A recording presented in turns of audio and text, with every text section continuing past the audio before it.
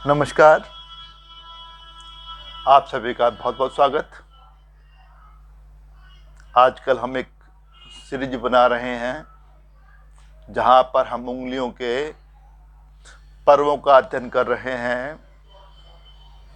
तो आज हम लेते हैं शनि उंगली का बेस फैलेंज, थर्ड फैलेंज। ये हमारी Saturn finger, top phalange, mid phalange और ये बेस फैलेंज। अगर ये बेस फैलेंज उन दोनों के मुकाबले बड़ा है तो ये इशारा करता है कि जातक को जमीन से बहुत प्यार होगा, जमीन पर काम करने में उसे बड़ा आनंद आएगा, या खान माइंस वगैरह से उसे बड़ा फायदा होगा। साथ में और चीज भी देखते हैं यहाँ पर, वो है कि आदमी कितना खर्च करने वाला है, एक्स्ट्रावेजेंट या माइजर। तो अगर ये फैलेंज बड़ा होता है तो अक्सर आदमी ना थोड़ा कंजूस हो जाता है। अगर ये वाला पर्व छोटा हो तो आदमी को जमीन से कुछ खास लगाव नहीं होता, गार्डनिंग वार्डनिंग से कोई उसकी हॉबी नहीं बनेगी, और पैसे के मामले में बहुत फिजूल खर्ची होता है। लेकिन इस बेस फैलेंज के अंदर ना कुछ चिन्ह उभरते हैं जो आदमी के व्यक्तित्व का निर्माण करने में एक बड़ी भूमिका अदा करते हैं। आइए करते हैं उनका विश्लेषण। मान लीजिए कि बेस फैलेंज के पास से यहां से दो रेखाएं ऊपर को जाएं मिड फैलेंज की तरफ, तो ये इशारा करती हैं कि जातक बहुत इंटेलिजेंट है, शार्प माइंडेड, मेधावी, वाइज। उसे मालूम है कब क्या करना है, कैसे करना है, बुद्धिमान है, कोई काम जल्दबाजी में नहीं करता, टाइम देता है, सोचता है, विचार करता है, फिर कहीं जाकर एक्शन लेता है। तो जब दो रेखाएं बेस फैलेंज से ऊपर चलें और मिड फैलेंज पर पहुंच जाएं तो प्रतीक है कि ऐसा जातक बुद्धिमान तो पक्का पक्का होगा। चलो इनको हटाते हैं। मान लीजिए यहां पर एक ही रेखा है जो ऊपर जा रही है, अधोगामी, तो ये इशारा करती है कि जातक बहुत बहादुर है, हिम्मत वाला, उसके पास साहस होता है, आक्रामक होता है, और युद्ध के प्रति उसके अंदर कुछ खास ही उन्माद होता है। मतलब डरपोक कभी नहीं होता। लेकिन यदि ये रेखा थोड़ी स्लैंट कर जाए, तिरछी हो जाए, ये तो पक्का है कि आदमी बहादुर होगा, हिम्मती होगा, साहसी होगा, वीर होगा। लेकिन यहां एक दुर्भाग्य जुड़ा हुआ है कि ऐसे जातक की अक्सर ना युद्ध में हत्या हो जाती है या वो वीर गति को प्राप्त हो जाता है, लड़ते लड़ते शहीद हो जाता है। आगे चलिए। यदि यहां पर एक क्रॉस बने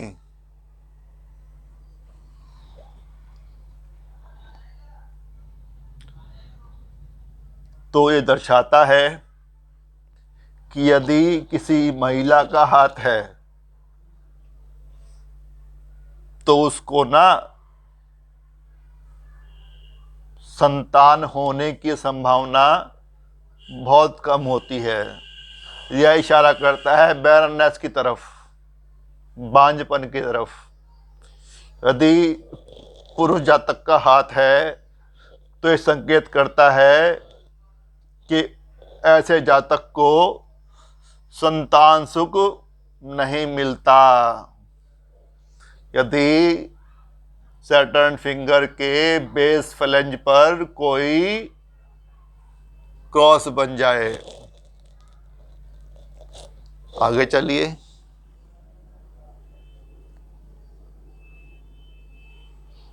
यदि 2 क्रॉस बने यहां पर और साथ में एक लाइन भी हो, तो आदमी के अंदर ना चोरी करने की एक टेंडेंसी, प्रवृत्ति पैदा हो जाती है। चाहे वो कितना बड़ा घर से है, कितना ही बड़ा आदमी है, लेकिन कुछ चोरी करने की, क्लेप्टोमिनिया, यस वर्ड है वो, क्लेप्टोमिनिया। आदमी अपना स्टेटस नहीं देखता और उसकी प्रवृत्ति हो जाती है, अंदर से इच्छा होती है कि मांगने के बजाय चीज को चोरी करके लिया जाए, उसे बड़ा आनंद मिलता है। तो यह इशारा करता है द टेंडेंसी ऑफ क्लेप्टोमिनिया, चोरी करने की प्रवृत्ति। आगे चलिए। यदि यहां पर कोई स्टार बन जाए, तो यहां पर स्टार अच्छा नहीं माना जाता। यह शो करता है कि जातक कुछ विशेष परिस्थितियों में गिरेगा और हो सकता है कि वह किसी की हत्या कर दे, और यह भी संभावना है कि यह भी हो सकता है कि उसकी हत्या हो जाए। तो कुल मिलाकर सैटर्न उंगली के बेस फ्लैंज पर स्टार को अच्छा नहीं माना जाता, बहुत ही अशुभ। आगे चलिए।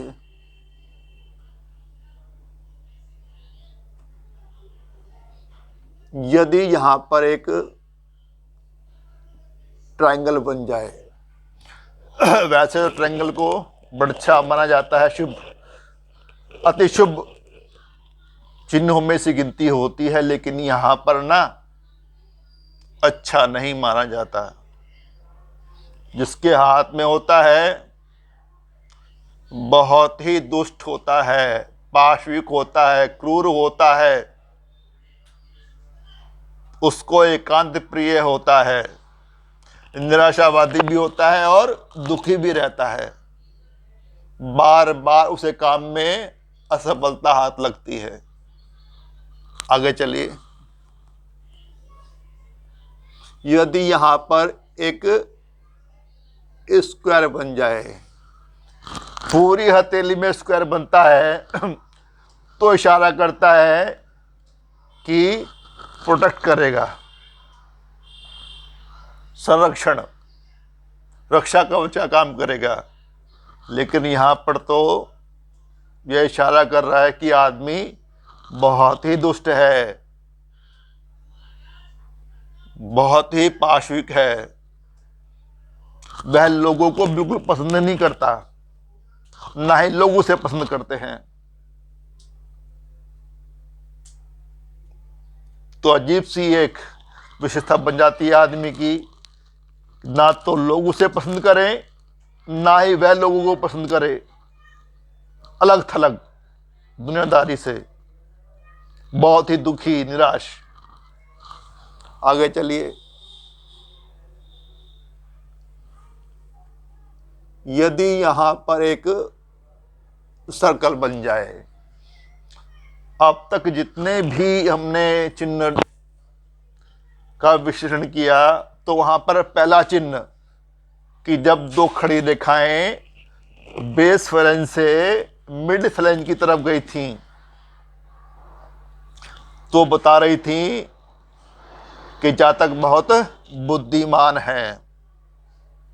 जब मिड फ्लेंज पर केवल एक लाइन थी, वो दिखा रही थी जातक बहुत बहादुर है, वीर है, साहस है। उसके बाद जितनी भी लाइनें बनती है ना, ये निशान बनते हैं, सब अशुभ। यहां पर तो शुभ निशान भी अशुभ हो जाते हैं, लेकिन उन पहले दो निशानों की तरह से यहां पर अगर सर्कल बनता है, ये अच्छा माना जाता है। ऐसे जातक को दर्शन शास्त्र, फिलॉसफी से बड़ा लगाव होता है, बड़ा रुझान होता है।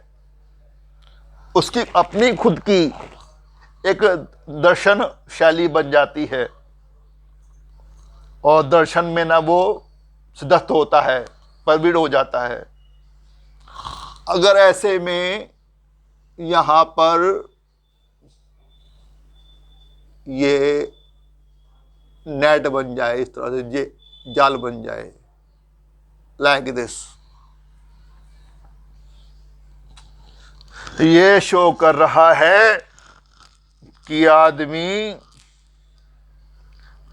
कंजूस है, और आला दर्जे का कंजूस है, एक्सट्रीम लेवल का। चमड़ी जाए, दमड़ी ना चली जाए, जान चली जाए, पर पैसा खर्च नहीं होना चाहिए। उसको पैसे से बड़ा प्यार होता है। वो पैसा न तो खर्च करता है, कोई और खर्च करे, उसको ही बर्दाश्त नहीं कर पाता। एक्सट्रीम लेवल का कंजूस बन जाता है जब सैटर्न फिंगर के बेस फ्लेंज पर कोई रेखा जाल बन जाए। तो ऐसा जातक के पास पैसा भी होता है, तो उसका आनंद नहीं उठा पाता, उसके स्वभाव में ही नहीं है। वो मर जाएगा लेकिन पैसा नहीं देगा, पैसा खर्च नहीं करेगा, पैसा खर्च नहीं करने देगा। ऐसे एक्सट्रीम लेवल के माइजर बनते हैं ये लोग। तो ये कुछ योग थे, कुछ शुभ निशान थे जो हमारी शनि की उंगली के थर्ड बेस फ्लेंज पर उभरते हैं। आशा करता हूं आपको समझ आए होंगे। आपने अपना कीमती समय निकाला, वीडियो को देखा, आपका ज्ञान अर्जन बड़ा होगा ऐसी मुझे उम्मीद है। जो आपने कीमती समय दिया वीडियो को देखने के लिए, उसके लिए आपका बहुत बहुत आभारी हूँ, तहे दिल से आभार। और अपील की वीडियो को लाइक कर देना, शेयर कर देना, सब्सक्राइब कर देना, साथ में बेल आइकॉन का बटन है दबा देना। और वही पुराना वायदा कि जल्दी मिलते हैं एक नई वीडियो के साथ, एक नए विषय के साथ। तब तक bye bye, goodbye, see you soon, नमस्कार, नमस्ते, थैंक यू, शुक्रिया।